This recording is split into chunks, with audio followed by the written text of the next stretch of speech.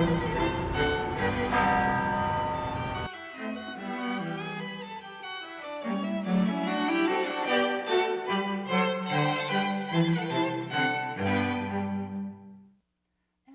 my name is Maria Jolicoeur. Welcome to my show, Let's Talk About History. I'm here today with Janet Barrett. She is the author of a book they called her Reckless. Welcome, Janet, to my show.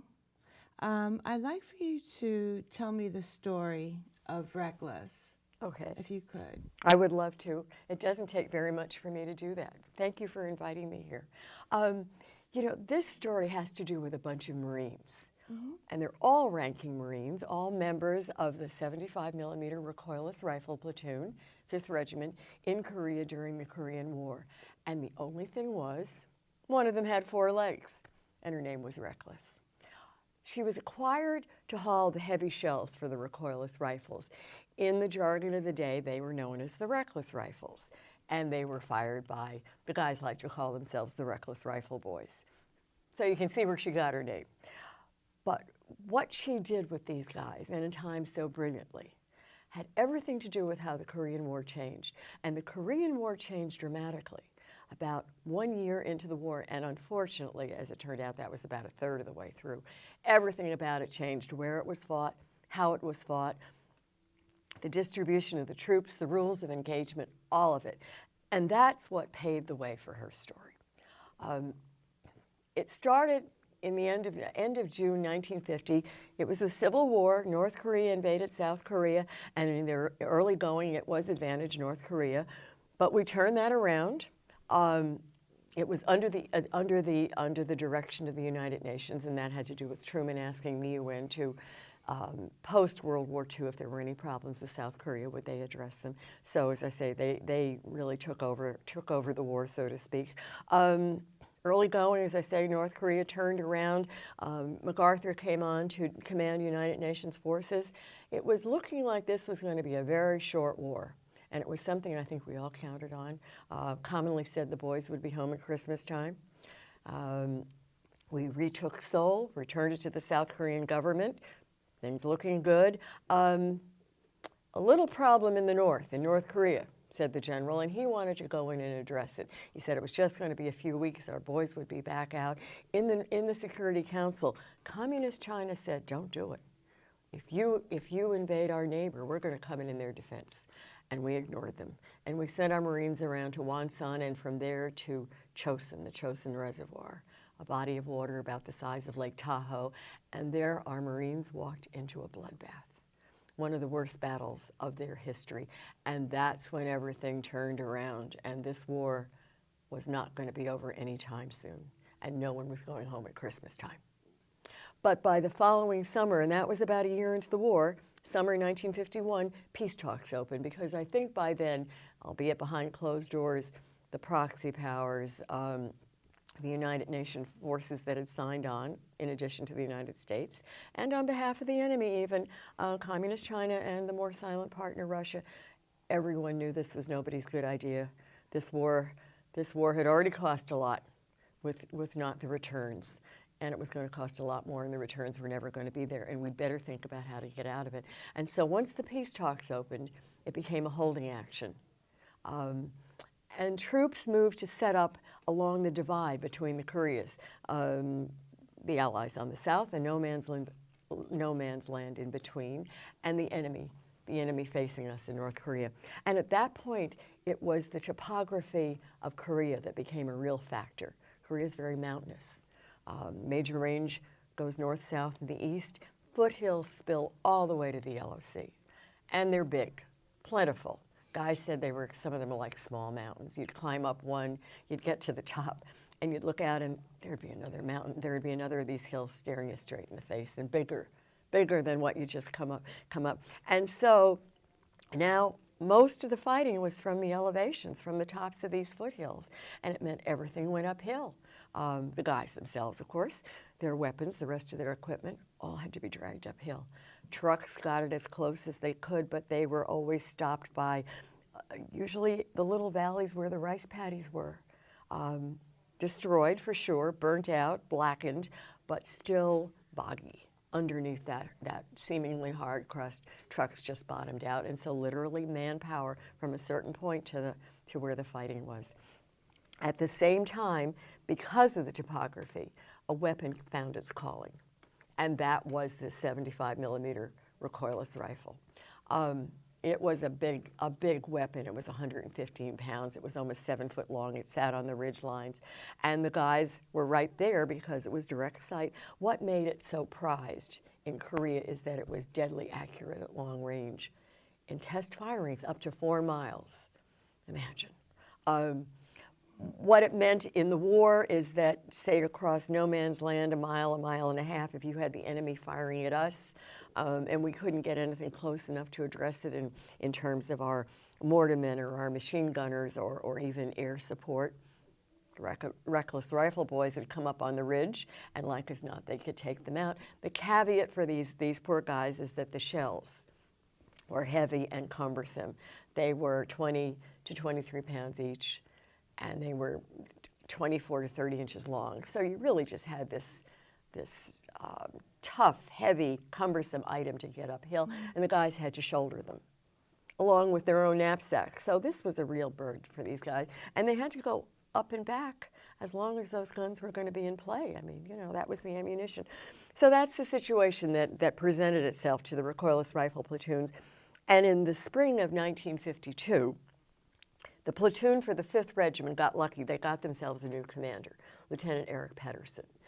And Pedersen, he liked to be called Pete Pedersen, was a horseman. And I subscribe to you that horse people think horse. You don't necessarily tell your non-horsey friends because they think you're a little cuckoo. But, it's back there, and it just kind of comes into thought at times, And I think he watched his guys breaking their backs as long as he could put up with it. He was a real enlisted man's commander, they say, and there was just a point at which he said, maybe a horse can help this situation. They were not official equipment in the Korean War, but his superiors, knowing his background as a rancher, raised out west, basically, I think just said, all right, Pete, you want a horse? Go, get one. But let's not talk about this anymore, keep this quiet. And now I make it October 2nd. 1952, they were in reserve. The platoon was, that reserve camp puts you back a few miles off the front lines. They were in reserve with one of the battalions, and this morning Pedersen got himself a Jeep, a couple of his men, come on with me. They attached a utility trailer to the back. They were just metal boxes, nothing to do with a horse trailer, as we know them, 4 foot by 6 foot metal boxes, and they took off for Seoul. Pedersen knew the city. He knew where, if he was going to find a horse, he knew where it would be, and he knew what it would be. And he went to where the old Seoul racetrack had been, destroyed when North Korea first invaded Seoul, and this was a wrecked city. It had been through 4 major battles. 8th Army had come in, though. It was now in Allied hands. They'd taken over the spot, kept the name. They called it Racetrack Field. Said to be the busiest air hub in the Far East at the time. Anyone jumping off for the front went through Racetrack Field. Around the periphery, though, still horse people. It's a closed society. Where were they going to go? They were just what was left, what was kind of just hanging out, waiting for war to be over and racing to start. And he found this little red filly, chestnut, sorrel as you please. He knew what it would be, a little Jeju pony. They were the indigenous breed of Korea, very small. She was 11 hands, 1 inch, but the breed is 10 to 12 hands, a hand being 4 inches. It's what they had, it's what they raced, and for the war zone, it was going to be perfect. They got her into this little box, this little metal box. There was no lid. It was a low-sided box. Turned this ring around and headed back for camp. And when they rolled through that gate, apparently it just turned the air blue with an awful lot of, what the blankety blank is this blankety blank horse doing here? But it was the start of this amazing story. These guys swarmed around, guys in camp. They embraced her figuratively, literally, named her Reckless. Gunny Sergeant Joe Latham picked up the day-to-day care. Gunny Sergeant runs the outfit day-to-day. And I think this combination of these two guys, the rancher, with enough money to buy her, didn't have to requisition military funds, had $250 in his pocket. Joe Latham was a poor Southern farm boy. And I think he understood as well as anybody how to make a horse do day to day, something they would have no natural inclination to do and do it willingly. And I talked to him years later. He said to me, if you're good to them, they will do anything you want. He knew he had to do two things. He had to condition her to the sights and sounds of the front lines. You know, the terrible roar of, for one thing, the recoilless rifle. I mean, it had a blast. And these odd-looking things that she'd probably never seen. And that's doable. You know, yeah, you can convince a horse that those awful things, if the horse addresses them as you teach it to, will not kill it. I mean, basically, that's what conditioning is. To do it in a war zone, you know, where you couldn't go up on the ridge and say, stop the war while we train reckless, I think had to be pretty amazing. He also knew he had to get everyone to bond in one tight unit. You know, granted, one had 4 legs, but they were all Marines, and they had to work together, and that's how this would work. Always encouraging the guys to go hang out with her, spend as much time as they could with her. I think it took very little encouragement at all. They were just always up there at her paddock. They gave her rank, Private First Class Reckless. That came very fast. And serial number was H1. Yeah. And I don't think there was ever an H2. And they say that by the beginning of 1953, and that was just a few months, I mean, October, you know, November, December, she was an integral member of the platoon.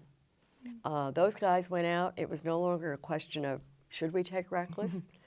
They went out, she went out. I mean, whether it was looking for trouble, you know, on patrol, whether they were called up on the ridge, she was a member, full-fledged member.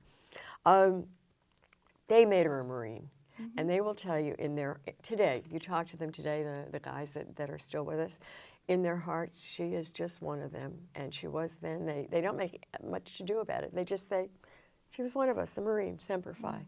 Did you get a chance to meet many of the men that were in Korea at the time? I didn't meet very many. I met only a couple, but I talked to more than 60 of them that served, they say served with her. They told you the story? They told me the stories, and they were just incredibly generous. They just talked and talked. She's their happy memory from a really, really nasty war that really gave very little acknowledgement to the guys coming home, and they just loved to tell about her. What was this part of Reckless's work where she would go from one area to the other area, carrying the equipment that the soldiers was so heavy, but she managed to run that distance, and she would come back. She did, and initially they had a trainer, a handler with her, but very soon they got her to do this alone.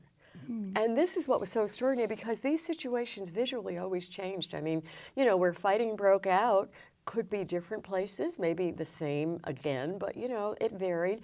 And that meant that the ammunition supply, which was brought up by truck as close as they could get it, but then there was always those rice paddy areas where the trucks couldn't cross, that would change. And they said they would show her the route, you know, a couple of times, and then she went by herself. Up and back and up and back. They'd give her a treat on either end and a smack on the butt. And then they would just send her. They said she was a gourmand. You know, food was always a part of this with her. But yeah, you're right. And one guy said to me, thank goodness they got her to go alone. Even though, I mean, this was treacherous. This was open areas where incoming was, you know, when they overshot the lines, there would be shrapnel falling at times. They said she would never turn around. She would try to flatten herself against the side of a hill if there was incoming, but she just kept going. But this one guy said she was so fast. Thank goodness they got her to go alone. So what was it about the story that made you decide to write the book? What was it about Reckless that